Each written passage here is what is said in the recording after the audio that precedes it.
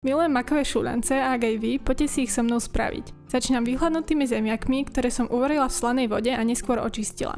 Potom som si pripravila 2 vajíčka, ktoré som rozšľahala. Ja vždy používam hladkú múku, pretože tak mi to vždy hovorila starka a pri takýchto tradičných receptoch ju radšej nespochybňujem. Na roztlačenie zemiakov je potrebné použiť tento špeciálny prístroj. Skúšala som to aj bez neho, ale v ceste som potom mala malé hrúdky. K zemiakom som pridala vajíčka, soľ a postupne po častiach aj múku. S cestom som sa snažila pracovať čo najopatrnejšie, aby boli výsledné šúľance jemné. Keď som mala hotové jednotné cesto, premiestnila som ho na poriadne pomúčenú dosku a rozdelila som ho. Potom som jednotlivé bochníky rukami vyvalkala na dlhé valčeky. Z nich som vytvorila klasický tvar šúľancov. Tento krok by sa pokojne dal aj preskočiť a cesto iba nakrájať, len by nemali ten typický šúľancový tvar. Šúľance varíme v poriadne osolnej vode, kým nevyplávajú na povrch. Potom ich vyberiem, opláchnem pod vodou a premiestním do misky, kde ich zalejem trochou oleja, aby sa nezlepili. Na posypku som si rozpustila maslo, ktorým som šúľance preliala, pridala som letý mak a práškový cukor podľa chuti a bolo hotovo. A teraz môj kontroverzný názor, ale ja si myslím, že makové šúľance sú oveľa lepšie ako so strúhankou. Vlastne ani neviem, s čím všetkým si ich ľudia ešte dávajú, takže mi pokojne napíšte do komentárov vaše kombinácie.